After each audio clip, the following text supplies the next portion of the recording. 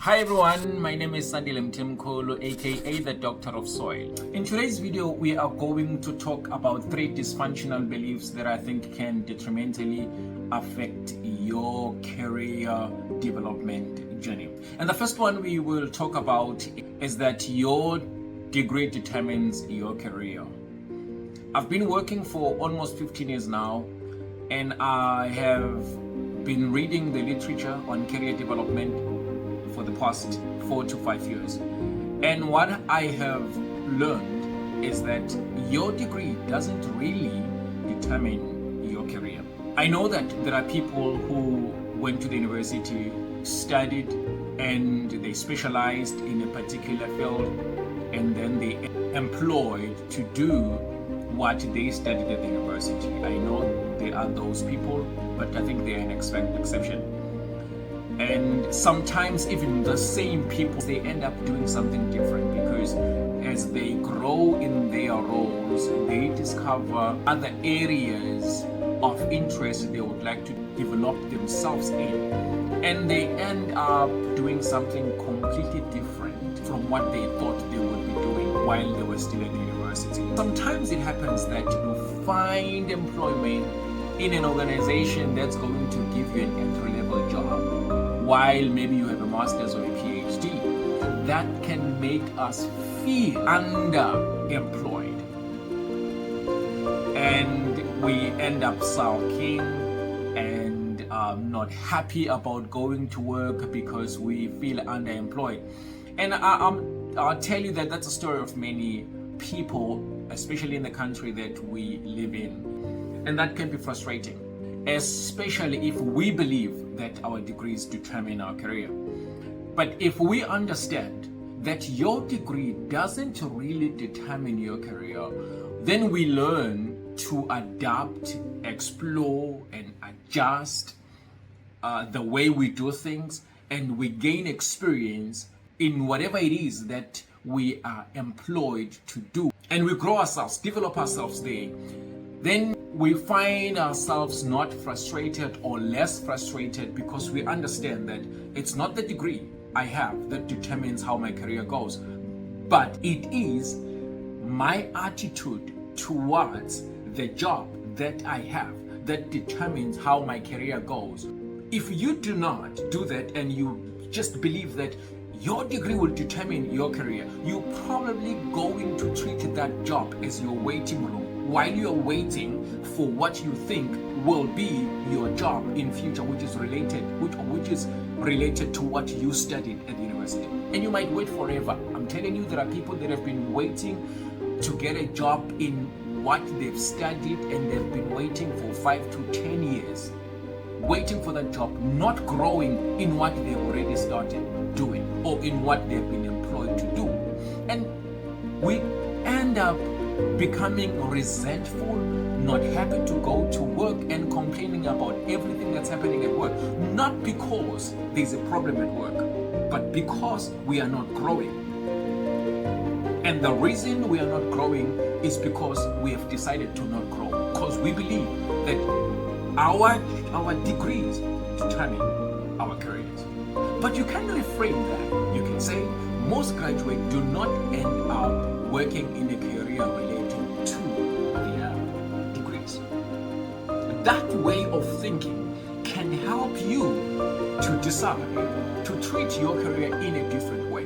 And then your life will begin to change, and you will see yourself growing in a way that you never thought you could grow, and start climbing the ladder in your career. The next dysfunctional belief is that if you are successful, you will be happy. I know a lot of us believe that, and I also believed the same thing. I didn't know that this thing called success varies from one person to the next, and I think that's very important for us to think about. That the way you define the word success determines how happy you are going to be when you have whatever it is that you think is success. I don't know if you have taken the time, sat down and ask yourself this question. what does it mean for me or to me to be successful? What's the meaning of the word success to you? Where does it come from? Because most of the time when we think of success, we think about things that we've seen other people portray as the signs of success. I'll make an example. Having the tallest building or the nicest building in the neighborhood, driving the nicest car in the neighborhood, staying in the most affluent neighborhood in town. Sometimes we look at that as success, and I'm not saying it's not. If you think that is success for you, that's fine. But I think it's important for us to think about where that is coming from, because it's very easy for us to adopt other people's ways of looking at success, and we wonder why we work very hard, obtain those things, and still feel empty sometimes. I'm not saying everyone who defines success this way is feeling empty. That's not what I mean. All I'm trying to say is it's important for us to define success for ourselves, and then ask ourselves where is that definition of success comes from. And when if it comes from within, and we know that it's the way we would like to succeed, then that's good, because I believe that will make us happy even before we attain those physical things that we think will be the signs of success. Especially because the definition of success that I like the most is the one that was coined by, I think it was Nightingale. He says success is a progressive realization of a worthy ideal. It focuses on growth and purpose rather than destination. To say, I will be happy when I get there, I will feel successful when I get 1, 2, 3. But now this one looks at how you grow towards whatever it is that you want to have. A progressive realization of a worthy ideal. So which means you also need to identify what is it that you think is your worthy ideal. Because sometimes we think if we ride all the merry-go-rounds that are ridden by other people that look like they are successful, and then grab all the brass rings that they are grabbing, and we think we will be successful when that happens, or if we're able to do that in life, and we wonder why we are not fulfilled. We wonder why we still feel empty. Because it's possible, it is highly possible to live a life where you feel successful every day, wake up in the morning, going to work. But when you come back from work, you feel like there is a knot in your stomach that makes you wonder if you're doing the right thing. And when that happens often, there's probably something that you might want to do about it. The moment we define success for ourselves and we know what it means to be successful in our own lives as individuals, we will not be found wanting when there is less happiness in our lives while we look like a picture of success on the outside.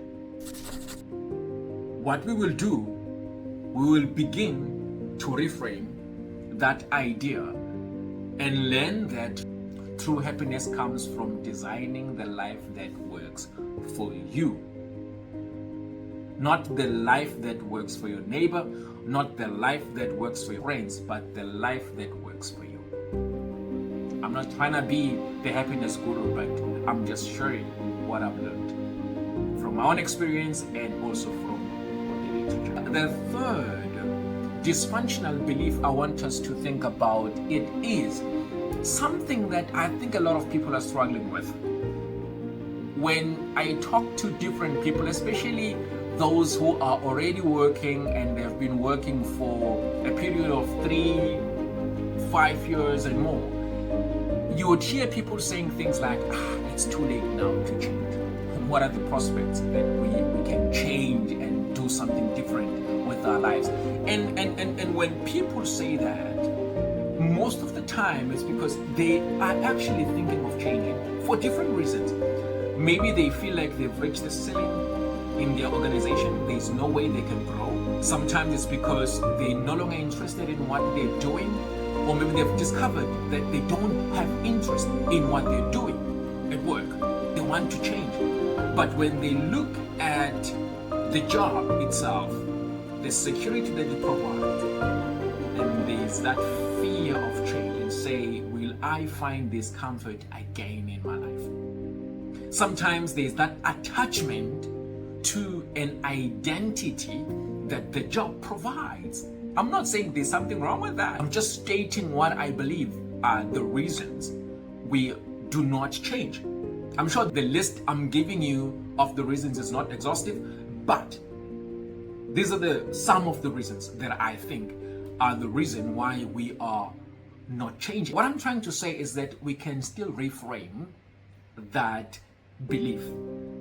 We can still say that it is never too late to design a life you love. Never, never, ever. Remember this.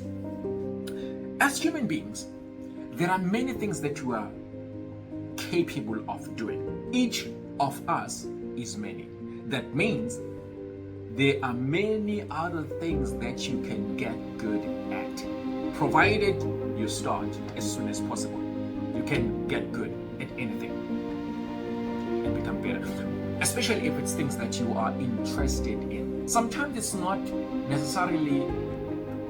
about changing your job.